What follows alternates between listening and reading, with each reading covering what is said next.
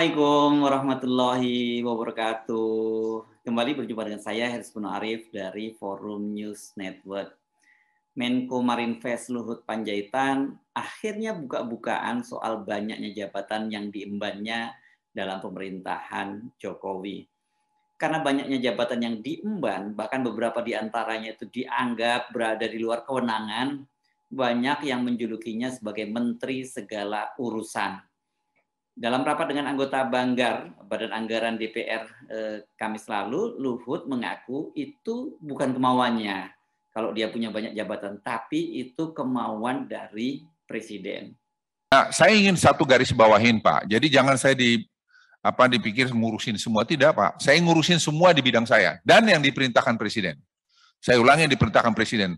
Saya ini juga bukan muda lagi, 75 tahun, jadi saya tahu diri, ya Pak. Jadi ya kalau saya bisa kerjain, saya kerjain. Tapi kalau Anda lihat fungsi di sini, pelaksanaan fungsi lain yang diberikan oleh Presiden. Ini bukan saya yang membuat ini. Tahun 2019 yang buat ini Pak Profesor siapa? Menko pertama? Yudhoyono. Beliau yang buat. Jadi kalau Bapak lihat nomor A sampai I ini, ada pengawasan pelaksanaan fungsi kementerian dan seterusnya, ada pelaksanaan fungsi lain yang diberikan oleh Presiden. Jadi saya melaksanakan perintah Presiden aja. Ya, kenapa Presiden mau memberikan itu? Ya, tanya Presiden. Nah, penugasan dari Presiden kepada Menko Marves itu seperti slide ini, macam-macam ya beliau suruh ya saya kerjain. Jadi itu aja. Tapi saya pikir sampai hari ini tidak ada yang saya tidak deliver apa yang diberikan oleh Presiden. Itu saya pikir saya bisa jamin pada Bapak Ibu sekalian. Karena kalau saya tidak bisa, saya akan bilang kepada Presiden. Mungkin Bapak Presiden berikan pada yang lain. Tapi sampai hari ini, apa ini yang diberikan di slide yang Bapak Ibu lihat semua ini, next slide, itu juga saya kira saya lakukan sampai pada minyak goreng kemarin, ya itu dari ngurus SpaceX sampai tiba-tiba Presiden minta minyak goreng. Dan alhamdulillah kalau saya boleh lapor di sini, saya kemarin pergi ke Semarang, juga lihat di Jawa Barat, lihat di Jakarta, angkanya semua mulai turun, semulai sekarang bagus. Dan hari ini dan besok saya kumpulkan seluruh pengusaha-pengusaha besar dan pelaku-pelaku dan asosiasi di Bali. Kita mau bikin business matching. Jadi apa yang dibuat pemerintah, apa yang dibuat kalian, apa yang cocok, apa yang tidak cocok, sehingga tidak ada dusta di antara kita. Karena saya lihat dari itu, kerusakan yang selama 5 bulan itu, inkonsistensi kita. Nah sekarang saya tidak mau diatur oleh siapapun. Dengan banyaknya jabatan di tangan Luhut, itu banyak yang menjulukinya sebagai Perdana Menteri. Ada yang menyebut Luhut sebagai Perdana Menteri ini hanya sekedar olok-olok. Tapi ada juga loh yang tidak tahu dan menduga memang itulah jabatan resmi Luhut, yakni Perdana Menteri Indonesia. Ketika dia bertemu dengan Elon Musk di pabrik Tesla Amerika beberapa waktu lalu, itu akun resmi, akun official dari mobil listrik Tesla menyebut bahwa Elon itu baru saja bertemu dengan Perdana Menteri Indonesia. Dan yang dimaksud itu adalah Pak Luhut. Luhut juga dinilai sebagai figur yang sangat berkuasa. Diam-diam ini banyak yang menyebutnya sebagai Lord Luhut gitu. Ada yang diam di belakang, hanya berani menyebut di belakang, tapi ada juga yang terang-terangan menyebutnya dengan panggilan Lord alias Tuan Besar. Salah satunya adalah pegiat HAM Haris Azhar dan koordinator Kontras Fatin Maulidiyanti. Gara-gara podcast keduanya yang membongkar beberapa bisnis Lord Luhut di Papua, kemudian keduanya dilaporkan ke polisi dan kasusnya kemudian bergulir ke ranah hukum. Tapi sampai sekarang kasusnya nggak jelas. Ini syukurlah kalau kasus-kasus semacam ini tidak dilanjutkan, karena memang seharusnya tidak perlulah terjadi hal-hal semacam ini sampai kemudian saling lapor-melapor ya. Apa saja sesungguhnya penugasan atau jabatan yang diberikan oleh Presiden Jokowi kepada Pak Luhut ini? Dari pemaparan Luhut di depan anggota Banggar, Badan Anggaran DPR itu, Anda ini pasti terkejut ya, karena ternyata jumlahnya sangat banyak sekali. Ada 27 penugasan yang diberikan kepada Luhut. Saking banyaknya, diperlukan setidaknya 2 slide ini dalam pemaparan Pak Luhut. Ada yang berbentuk kepres, ada yang berbentuk perpres, atau cuman sekedar arahan dari Presiden. Nah, coba saya bacakan ya satu persatu. Ini yang pertama, dukungan presidensi G20 ini berdasarkan Kepres atau Keputusan Presiden nomor 18 tahun 2021.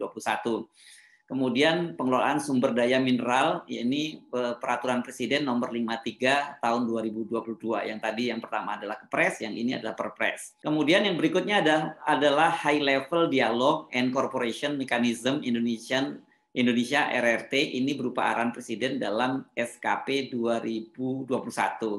Ada lagi relaksasi kebijakan kelautan Indonesia, ini Perpres nomor 34 tahun 2021. Gerakan Nasional Bangga Buatan Indonesia Kepres nomor 15 tahun 2021, dan Food Estate arahan Presiden ini pada tahun 2021. Apalagi ada ini Archipelagic and Island State Forum arahan Presiden pada tahun 2012. Kemudian kereta cepat Jakarta Bandung itu Perpres nomor 23 tahun 2021. Banyak banget ya. Saya capek banget deh membacanya nih. Saya lompat saja deh ke slide yang kedua ya. Silakan Anda tadi baca sendiri kekurangannya ya. Tadi di slide pertama ada 16 dan yang slide kedua ini ada 12 penugasan. Dan ini yang saya bacakan saja kalau gitu pada bagian akhirnya, yakni penanganan sampah laut, ini Perpres nomor 83 tahun 2018, serta yang paling baru ini dan sekarang sedang berlangsung itu adalah penanganan minyak goreng. Ini berupa arahan Presiden dalam rapat kabinet terbatas.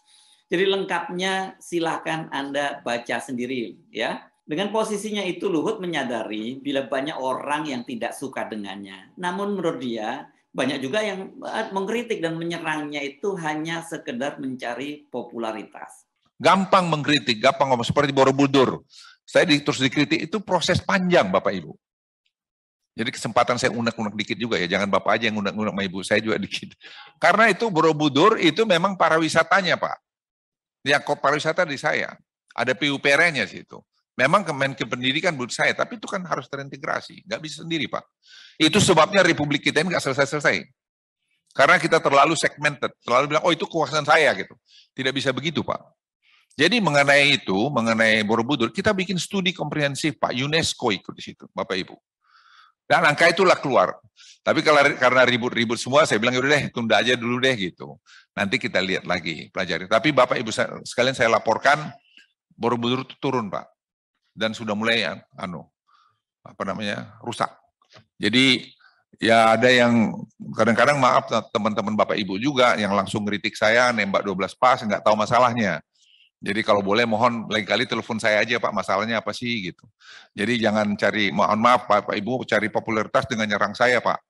Ya saya ini hanya pelaksana aja Pak. Percayalah saya tidak akan lakukan yang di luar Pak, yang semau-mau saya, tidak. Semua yang saya kerjakan basisnya studi Pak, basisnya data.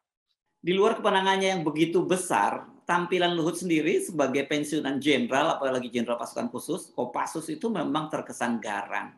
Jangankan Anda ya, rakyat biasa, wakil rakyat di DPR saja itu mengaku ciut nyalinya kalau harus rapat-rapat kerja dengan Pak Luhut. Dengan rentang kendali dan beban tugas serta kinerja yang cukup berat, saya yakin meskipun usia sudah 75, saya yakin masih mampu. Dan untuk itu memang, ya. Terima kasih Pak, tapi ya. Barang itu udah makin tua Pak. Ya, tetapi saya kalau boleh pesan sedikit Pak, jangan karena beban tugas dan rentang kendali yang cukup luas ini, sehingga Bapak kurang senyum gitu Pak. Nah, dari awal tadi saya sudah ya terima kasih Pak kritiknya. Nyali saya ciut Pak. Saya akan tanya tapi Bapak enggak senyum. Dari awal Bapak sudah injek gas kenceng banget. Gimana caranya saya masuk ruang-ruang itu? Pak, mohon maaf akhirnya dari begitu Pak. Dulu terlalu lama saya di Kopassus Pak, jadi nggak boleh senyum. Jadi sekarang membuat senyumnya itu kadang-kadang baik. Saya dikritik istri saya juga Pak. Baik. Nah, bagaimana menurut Anda? Kalau lihat jabatannya atau penugasannya yang berjibun, ini memang sulit untuk membantah Pak Luhut ini memang orang yang sangat berkuasa di Indonesia. Selain itu, Presiden Jokowi kelihatannya juga sangat percaya dan juga bergantung penuh kepada Pak Luhut.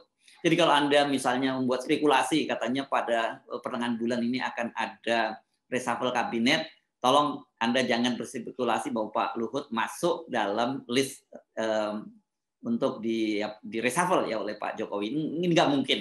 bagaimana kira-kira siapa lagi yang bisa diminta oleh Pak Jokowi untuk menangani, setidaknya tadi ada 27 penugasan kepada Pak Luhut kalau Pak Luhut di reshuffle. Saya Hifzul Arif dari Forum News Network. Sampai jumpa lagi. Wassalamualaikum warahmatullahi wabarakatuh.